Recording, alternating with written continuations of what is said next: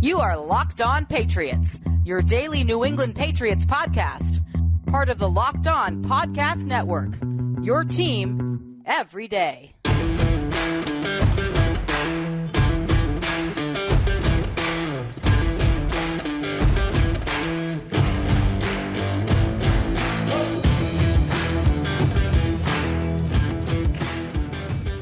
Hello to all of you Foxborough faithful, and thank you once again for making Locked On Patriots a daily part of your New England Patriots coverage, and also, hopefully, your first listen each and every day. Remember, Locked On Patriots is not only a proud part of the Locked On Podcast Network, your team every day, but we're also free and available on all platforms, including YouTube, so smash that subscribe button and download, subscribe to, and follow Locked On Patriots wherever you get your podcasts to ensure that you get the latest episode as soon as it's available.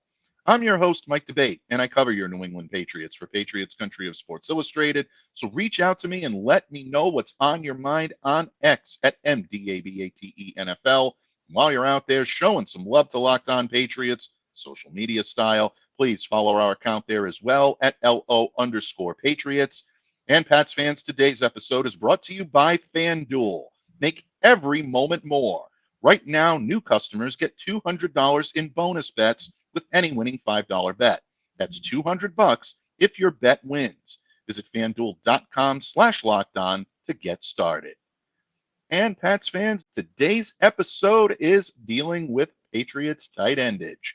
And who better to welcome onto the show than the Empress of tight endage herself? It's been a while since my guest today has joined us here on Locked On Patriots. And already the studios are a little bit brighter. That's not by coincidence, folks. That is by design. Columnist extraordinaire for PatsPropaganda.com, as well as being a co-host of an amazing podcast over on YouTube that if you haven't checked out, I highly recommend doing so. That's Procrastination. And of course, one of the best listens anywhere in Patriots media, A Clare Perspective, a Patriots podcast brought to you by Full Press Coverage. She is the Empress of tight endage. She is our midweek monarch. And we are thrilled to welcome her back, Miss Clare Clazzy Clare Cooper. Clare, thank you so much for joining me today. Welcome back to Locked On Patriots. Oh, no worries. Thank you for the amazing introduction. And thank you for having me back. It has been a while.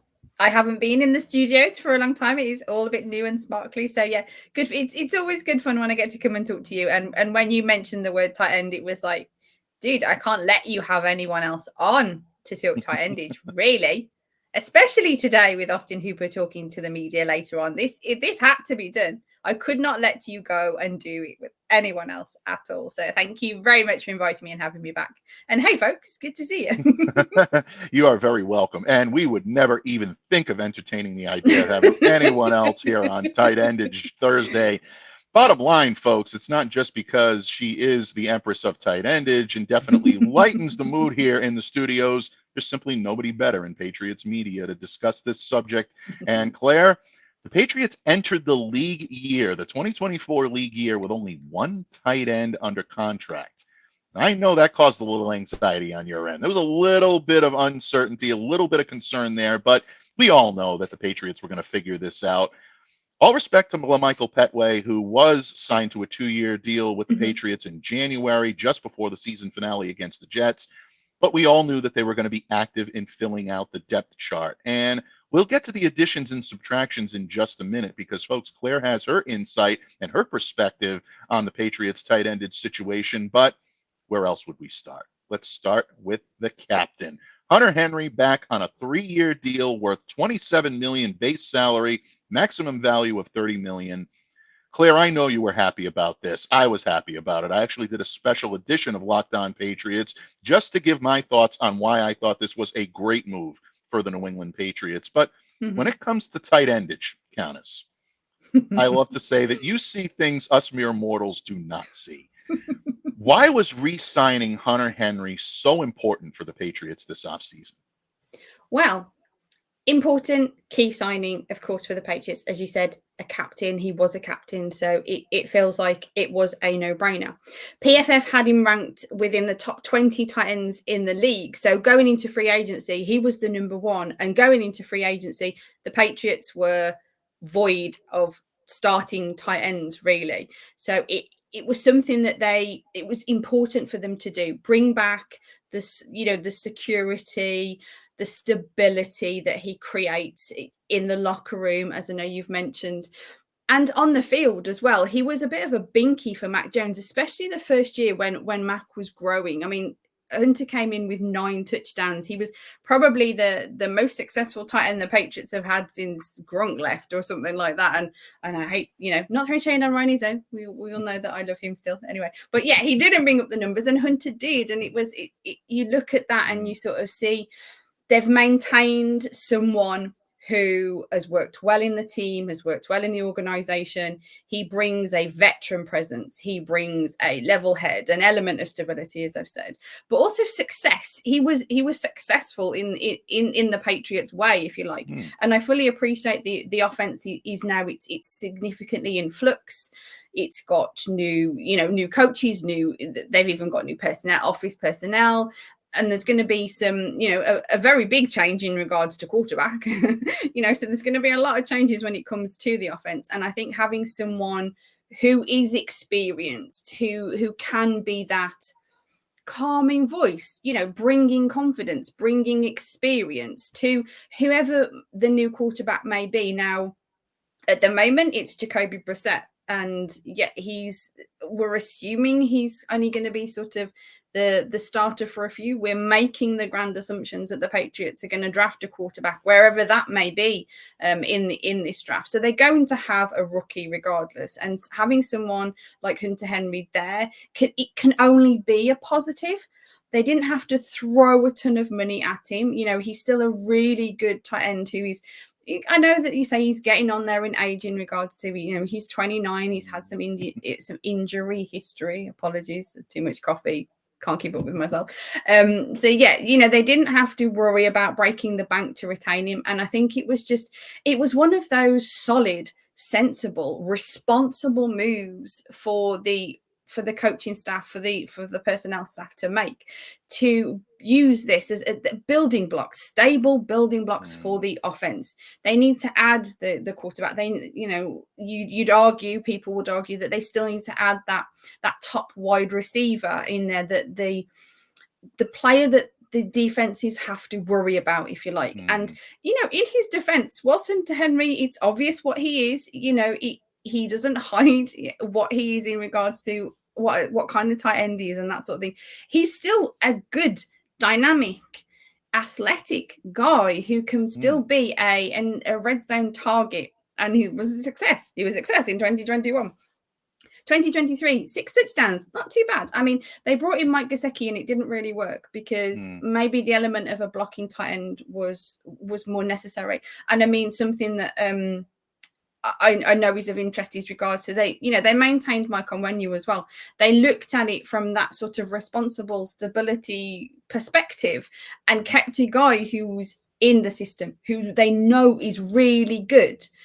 So they've maintained him. So, it's another offensive, stable building block that they've kept within the building. And I think that's key. So it was, and I know I've said it maybe once, maybe twice, but I'll only say it 3 times. It seemed like a no-brainer to maintain Hunter Henry. And I think, and people said they heard me from the other side of Boston, my cheers, my squeals when the signing was made. So yeah, I make no bones about it. You guys know that I love me some Hunter Henry. I love me some tight endage, I know, but when he was signed back, when they did the Jonnu Smith Hunter Henry signing way ago now, it was Hunter that was my guy. And yeah, so I'll always have that little element of extra affection because he was the guy for me, sort of thing. And yeah, I was really, really pleased that they did maintain him. But like I said, it felt like something that had to be done. It was to show that they are serious of building a positive offense, a workable offense. And whilst they haven't made those splashy, sparkly moves just yet, hopefully some will come. I think it was a very important signing, if not, an obvious, responsible one as well. Absolutely. And for so many reasons, and you hit on so many of them. Hunter Henry's ability in the field as a route runner, as a pass catcher, as a red zone target, someone who can make plays in the open field too. I don't think he gets enough credit for his ability to do that as a wide tight end. Absolutely, without any question. going to help the New England Patriots this season, no matter who is the quarterback, to start the Sure. season or to Yeah. finish the season. One of the things that I think is so important about bringing Hunter Henry back too is the leadership ability in the locker room. I remember speaking to Mac Jones, speaking to Bailey Zappi on numerous occasions throughout the last couple of seasons. Mac always spoke glowingly about Hunter Henry. These two had forged a very strong relationship with each other, and Mac consistently said that Hunter was, like you said, his binky. He was the guy that he was going to go to when he was in trouble, and more often than not, when you saw Mac Jones struggling on the field, it was Hunter that he was looking for. That's because of his skill set on the field, but it's also because of his leadership on the field as well. His ability to get open, knowing that he had sure hands, knowing that he was going to come down with whatever Mac threw his way. Hunter was going to do his best to come down with it. More often than not, he did. So that type of leadership on the field is something that is going to be so beneficial to a new young quarterback. And I pivot to what Bailey Zappi said last year. I can remember speaking to him in his first press conference after he won the starting job and saying Hunter Henry was so valuable in embracing him in that locker room and mentoring him and showing him where he needed to be, being that target that he could rely on. Bailey relied on Hunter more than anyone else down the stretch and played serviceably because of the leadership of Hunter Henry. So big time signing for the New England Patriots. And I'm glad you mentioned Michael Wainu, Claire, because it's an under the radar nod to tight endage. We've seen Mike align in that jumbo tight end package when the Patriots need an extra eligible receiver. Mike has done it when he need a little bit of extra blocking on that level too. So, folks, Michael Wainu also factors in to tight endage. That's why she's the countess, folks. She ties it all together in a package that we can all enjoy. And one thing that I did forget to make, and from what you just said, how positive and how kind of productive within the NFL, just in general, is that real quality connection between a quarterback and a tight end. Tight end's supposed to be a quarterback's best friend, that kind of thing. So having somebody that you know is really good at sort of being that guy, for want of a better phrase, is really key. So yeah, just ticks all the boxes, doesn't it, really, keeping him? It really does. And again, someone that can lead by words, he can lead by example, and you love having guys like that on the field. And I'm glad that you mentioned his health, because that's always been a knock on Hunter. I talked about this a little bit last week. 48 of 51 games, Hunter Henry was in there. Missed the last 3 games of last season with a grade 2 MCL sprain. Painful, something you don't want to play on, something you don't want to have to play through, excessive pain if you don't have to. Hunter will be healthy this year. He'll be on the field, and hopefully he'll be as productive as he ever has been. Patriots are going to need it, Claire, because they are still devoid of some of those big-time weapons that a lot of the fan base has been clamoring for. But, folks, we're not done yet, because the Patriots have added to their tight endage room in the form of Austin Hooper, who, as Claire said earlier, we will be speaking to later today on Thursday in the media. What does Claire think about the signing of Austin Hooper? And is there still a void in that tight endage room that needs to be filled? We're going to talk about that and so much more when this episode of the Locked On Patriots podcast continues, a proud part of the Locked On Podcast Network, your team every day. Locked On listeners, say goodbye to busted brackets, because FanDuel lets you bet on every game of the tourney. Whether you're betting on a big upset or on a number 1 seed, it's time to go dancing on America's number 1 sports book. Test your confidence with FanDuel, because right now, new customers can get $200 in bonus bets if your first $5 bet wins. That's $200 to use on point spreads, money lines. You can even pick who's going to win it all. Just visit FanDuel.com/lockedon and bet on college hoops until they cut down the nets. FanDuel.com/lockedon. Patriots fans, thank you once again for joining us here today on Tight Endage Thursday on Locked On Patriots. And who better to discuss the topic of tight endage than the Empress of tight endage herself, the Countess of Claz, the lovely Miss Clare Clazzy Clare Cooper, joins us back here on Locked On Patriots for the first time in a while, but hopefully not as long of a layoff the next time before she joins us once again. Claire, when we knew we were going to do a tight endage episode, there is no one else on this earth that we would think about talking tight endage with than the Empress herself. And in the previous segment, we talked a lot about Hunter Henry and why re-signing him was not just a good move for the New England Patriots, but a vital one, an important one. for their success moving forward as this young team now tries to find its own identity under Alex Van Pelt and Gerard Mayo. Mm-hmm. But the Patriots were not done adding tight ends. Both Mike Gesicki and Pharaoh Brown taking their talents elsewhere. Talked about it earlier. Mike Gesicki going to the Cincinnati Bengals. Pharaoh Brown heading to the Seattle Seahawks. So the Patriots now bring in Austin Hooper, a former Atlanta Falcon, former Cleveland Brown, someone Alex Van Pelt knows pretty well. I think that may have tipped the scales here a little bit. Claire, before we get into whether or not the Patriots need to make another move at tight end or still have a void on this positional depth chart, what were your thoughts on Austin Hooper, and what do you think about his fit here in New England? Yeah, I had to kind of go back and have a bit of a look. He's not an individual that's been on my radar significantly. He hasn't always played for teams that the Patriots have been against on a regular basis. So that always happens is when a tight end pops up and it's like, oh, I've heard his name, I've seen him a little bit, but let me just kind of invest some time into sort of who he is and what he does. And it's a bit of knowledge for you. He was actually drafted the same year as Hunter Henry. He was the second tight end taken that year in 2016. So I found that quite interesting. Probably most people won't, because I'm just all about the tight ends. But yeah, sorry, yeah, bit of information for me. I was happy to find that out. But the one thing that also means in shall we say, not to go into the negative, but it also means that he's the same age as Hunter Henry. So the Patriots tight ended unit hasn't got any younger as of yet. And I know we want to put a pin in that and maybe talk about that in a little bit. But he's a capable blocker, maybe more of a stalemate than a people mover as such. He's a sift block complement, and I learned that from Evelyn Azar, which I thought was very, very interesting in regards to that. So I watched that very significantly. So he is actually more of a blocker than I think we initially was thinking, to be honest with you. And I know that you want to say how key that is in regards to the Patriots. Mike Gesicki wasn't the greatest of blockers, really, and that didn't really work, and they couldn't utilize him for his skill set the way that they wanted to. So unfortunately, yeah, he's gone, and I'm really sad. But that's a discussion for completely another show. But in bringing someone in like Austin Hooper, you could argue that they're looking you're basically looking at a little bit of the Hunter Henry experience. But I think that's a good thing, because the one thing that we talked about in regards to Hunter Henry was his success at the Patriots. They know how to use him. They know how to utilize him, which ultimately means they know how to use and utilize the likes of Austin Hooper.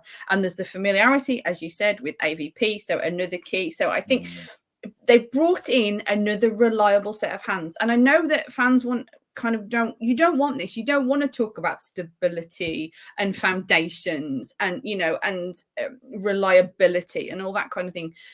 But it's key when you're possibly bringing in a brand new rookie 3rd round pick quarterback. You want to set him up with the best that you can, and having some of those reliable, stable blocks, as in blocks, is not blocks, is important. Sorry, I've had too much coffee, I reckon. But yeah, watching his highlights, I was happier the more I watched. I was interested the more I watched. And I think as I said, the blocking ability of him is actually a little bit more than initially suspected. So I am intrigued to see. I'm very happy now to see how he lines up with Hunter Henry if they start in with the 12-22 personnel. I think he is a good, solid piece. No, he's not flashy. I know we keep using these words of stability and things like this. I think it's another sensible tool in their belt that they have brought in to bring this very kind of weak, arrayed offense into some, maintain it into some stability to bring that to it. So I think it's key from that aspect. And I do really go back to how I feel that he is the kind of tight end that has been successful. They know how to use, and I think that's important. They brought in Jonnu Smith, didn't really work. They brought in Mike Gesicki, didn't really work. They know that this guy's skill set is the way that they want to run it, and I think that's why it makes it an important signing. The other thing is it refills the cupboard. We went into this free agency, as you mentioned at the beginning, empty. They didn't bring any draft prospects in from last season, which, yes, I'm still gutted about, and I won't get over. We know this, folks. I think that they're making these key pieces. They're looking at it.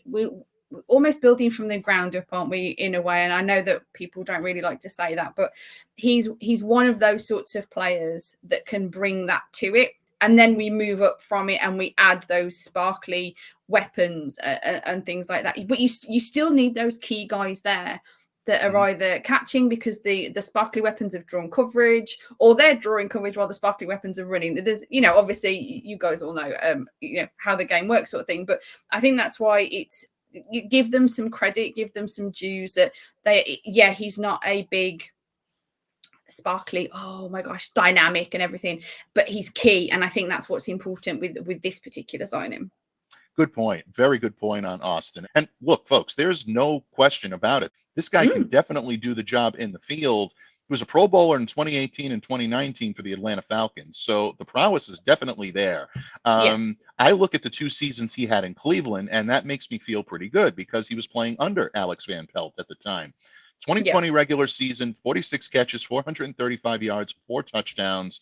2021 took a bit of a statistical dip, 38 receptions, 345 receiving yards, and 3 scores. Austin was not required to be the centerpiece. I think that's where the scales may have tipped in his favor a little bit, because Alex Van Pelt knows his capabilities. He knows how to utilize Austin as a complementary piece to Hunter Henry, and I think these two could be a good 1-2 combination on the field. Now, that does lead me nicely into my next question for you, Claire, because as much as Hooper can be an asset as a pass catcher, you've mentioned his ability to block.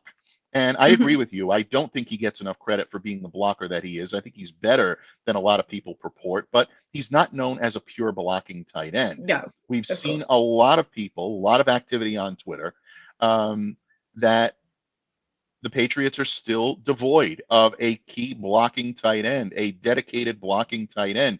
How concerned are you about the void on this team there? Is this something you think the Patriots still need to address? Well, it's something that they've actually been void of since probably about 2019, 2020. I know a lot of people aren't happy giving Ronizo any credit for being a blocker. He wasn't a pure blocker, no. I went back and watched a lot of tape, and I have said this a load of times, and I do think he was a better blocker than people gave him credit for, but he was under the situation where he was having to fill the shoes of one Rob Gronkowski. So for that in itself was a bit awkward. So, but putting a pin in that, really, they haven't had the prowess of a blocking tight end, but they had Pharaoh Brown, and they let him go. As you already mentioned, he went to the Seahawks. Now, don't really kind of know why. Maybe it's because they're not looking at really utilizing a blocking tight end in the way that they're running the offense. And with AVP's experience with Hooper, he believes that, what he has as a skill set may work more so in the way that he wants to run the offense. And then there's still the opportunity that they have to add in the draft, because there are some blocking tight ends that are in the draft. You've got this draft class, isn't necessarily deep when it comes to serious talent and skill set when it comes to the tight end position, which isn't, people know this. There's a couple of guys there who are quite dynamic, but they're probably going to go quite early, and that's going to be too rich for the Patriots, simply because of all the other positions of need that they have. So it may be that we're looking at it saying, well, yeah, they probably need a blocking tight end. And they actually, in fact, have their eye, or their sharp eye, as you like to say, on someone who's in the draft, who is going to be a later round pick, who is going to be possibly even an UDFA, as Fitzy likes to say. Maybe not, maybe just a later round guy, but something that might be something they don't need to address anymore, or might be that, as I said, they're already looking. So yeah, I'm still waiting to see what happens in regards to that, particularly when it comes to drafting.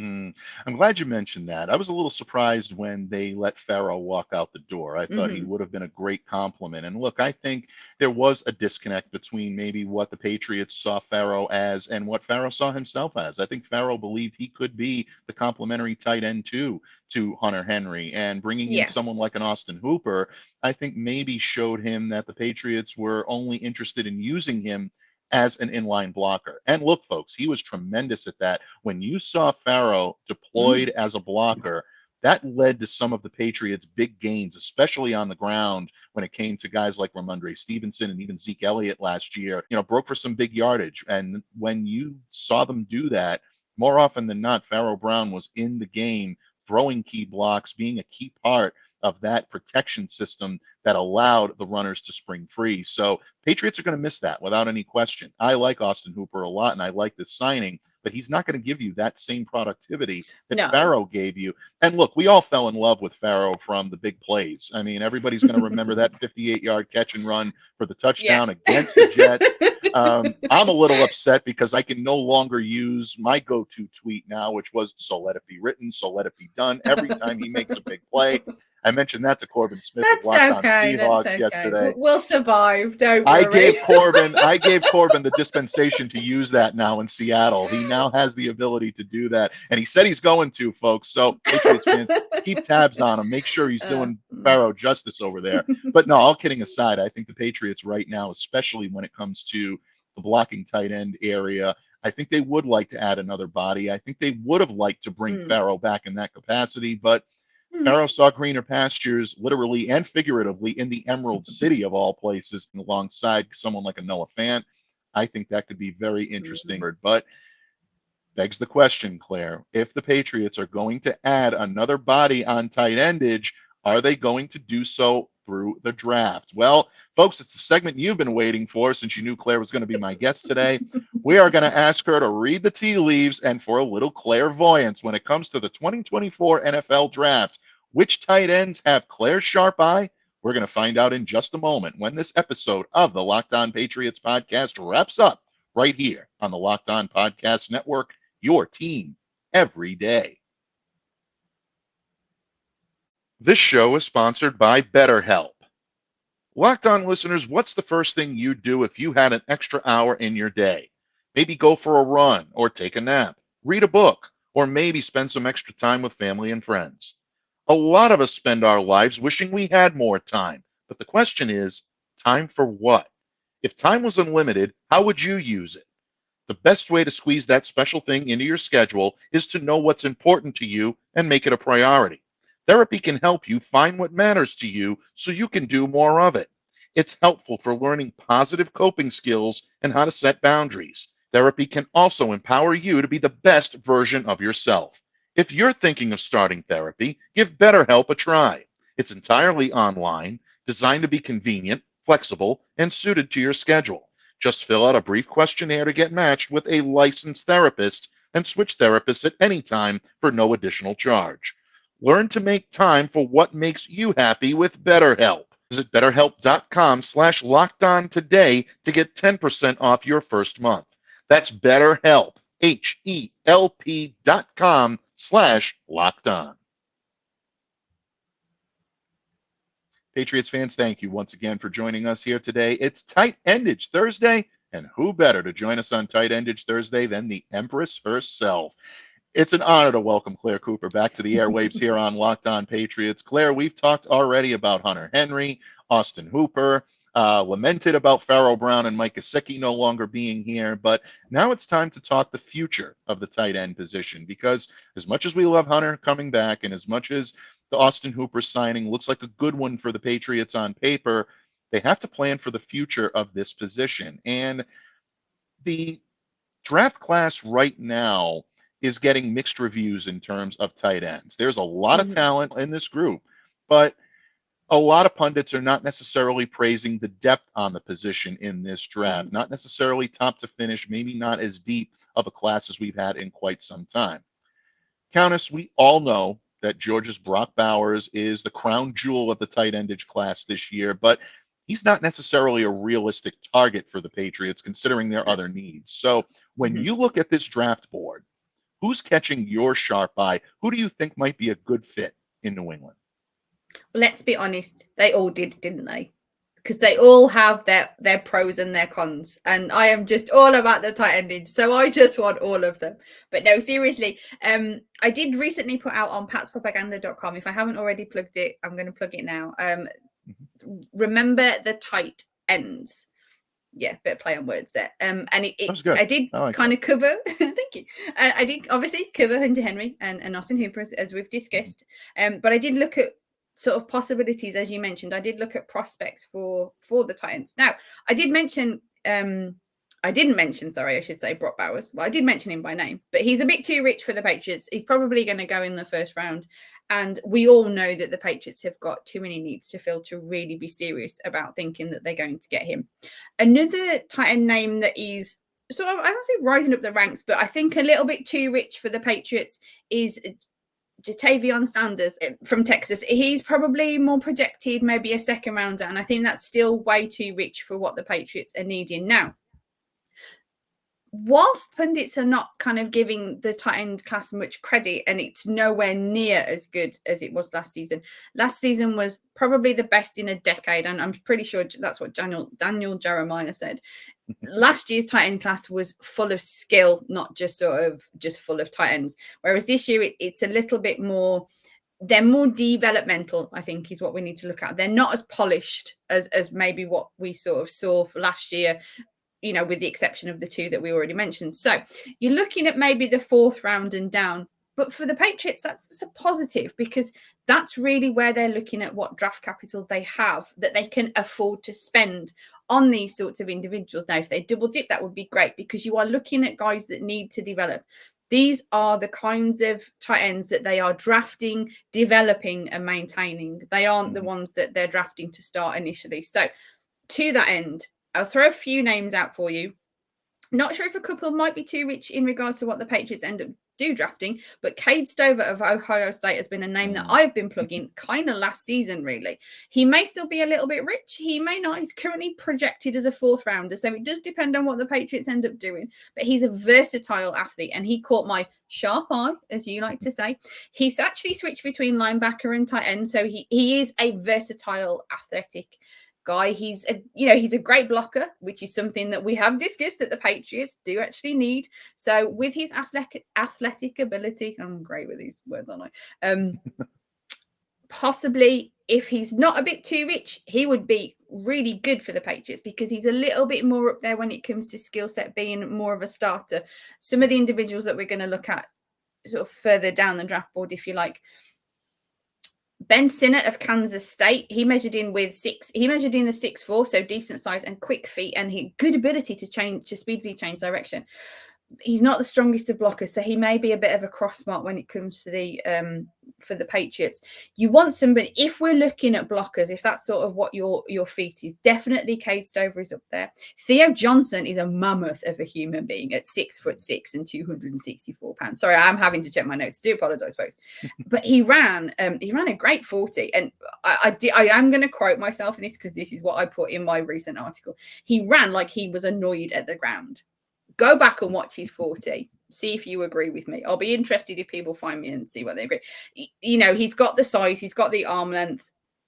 He's a man built for inline play. So if they can, he may be the sort of tight end that the Patriots end up picking up to utilize. Another guy I had who I really liked, but he's not much of a blocker because he's a little bit undersized, is Dallin Holker of Colorado State. So whilst I like him, he may be not really the skill set that the Patriots are looking at. Tip Ryman of Illinois. Now, he is projected to go somewhere maybe 6. So this might be perfect for the Patriots.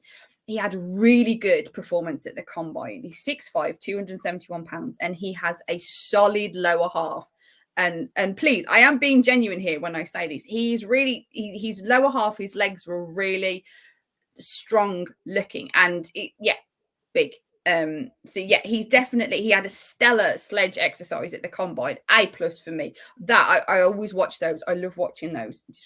He's just a very looking tight end in my book, and with his blocking ability, I think he might be a good one, and he might not be too rich either. So there's some names for you. There's loads of other guys, to be honest with you, because they are, as I said, they're developmental. So you are looking at someone that you don't want to waste too high a pick on, because you aren't going to get the best out of him initially. But I think there's definitely some little gems there that the Patriots could pick up, develop, get as starting tight ends in the future.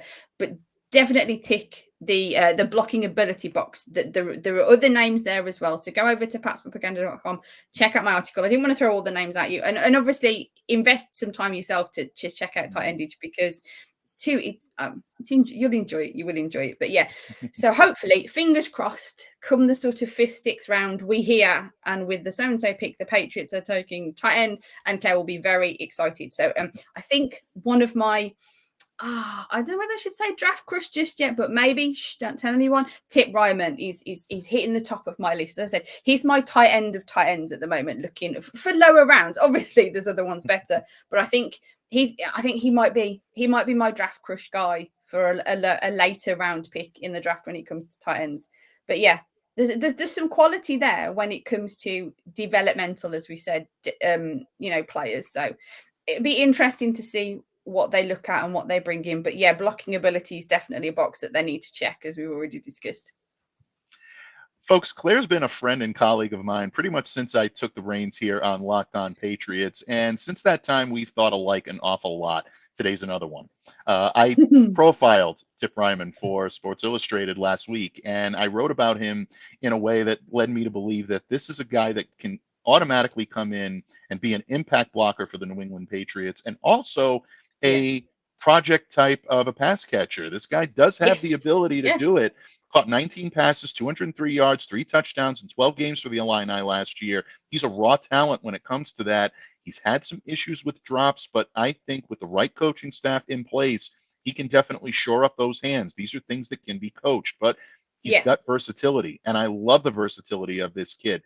340 pass snaps that he aligned on, 111 in the slot, 211 as an inline blocker. That's really where I think he gave his greatest type of contribution to the Illini last season. Overall grade of Pro Football Focus 60.1, not necessarily going to, illuminate the PFF stat sheet. No, exactly. But you look at what he does, how he's able to withstand his blocks at the point of initial contact. You hit the nail right on the head. This kid is built very well, low to the ground. He anchors well. His hand placement, again, is something that could use a little bit of work, but with the right coaching, I think that could end up being a strength of his, because he's got the strength to do it. He's got the hands to do it. He can take on the double team. He can take on the combo block. I really like this kid as a potential Patriot. And you mentioned the 40-yard time, 4.64 seconds, folks. That's not necessarily wide receiver speed, but when you take a look at the size and for a tight end, very impressive. So I completely agree with you on Tip Ryman. I also like your analysis on Stover. I think he could be a solid fit. He's a little bit more of a pass catcher ready tight end as well, someone who can also come in as a blocker. I think Tip needs a little bit more work in terms of being an offensive weapon. But if you want a pure blocker, these are the guys to consider. What better analysis could you ask for than the analysis of the Empress of Tight Endage? Claire, thank you so much for joining us today here on Locked On Patriots, lending your wisdom and counsel the way only you can. Before I let you go today, please let everyone know where they can reach out to you, interact with you between now and the next time here on Locked On Patriots. Take it away.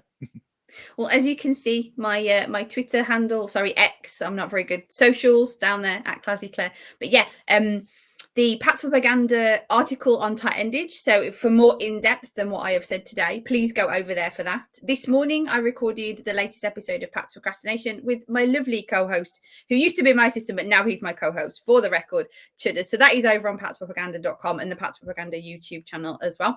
A Claire Perspective is still coming at you about every 2 weeks. Now it's sort of the off season, I say in inverted commas. So that's still brought to you by Full Press Coverage. So that's kind of all the places that you get your podcast from. So yes, definitely some content coming. The thing that I always tend to say now is keep your eyes peeled on patspropaganda.com. The YouTube show always goes up onto the blog as well. So we're trying to bring it as regularly as we can, but obviously work schedules and things like that cause an issue. So just keep those eyes peeled at patspropaganda.com. And there's still available the I Like My Tight Ends and I Cannot Lie and Tight Endage t-shirts that are exclusive designs at patspropaganda.com from myself. So those are still over there as well. So really, you should really be getting those little butts of yours over to patspropaganda.com to check out all my work. Folks, what more can you ask for? You check out Claire's great written work at patspropaganda.com. Not only the co-host of an amazing podcast, which I would definitely highly recommend in Pat's Procrastination alongside Chudders, but the host of another great Patriots podcast as well. One of my all-time favorites in a Claire perspective, found on Full Press Coverage. She's not only keeping you well informed when she puts pen to paper and voice to microphone, Folks, she's keeping you well clothed too. You can absolutely pick out a tight end t-shirt and you're well informed, you're well clothed. You can't ask for more than that. Claire, it was an honor to have you back on Locked On Patriots. It's been way too long since your last appearance. We definitely have to have you back far more frequently.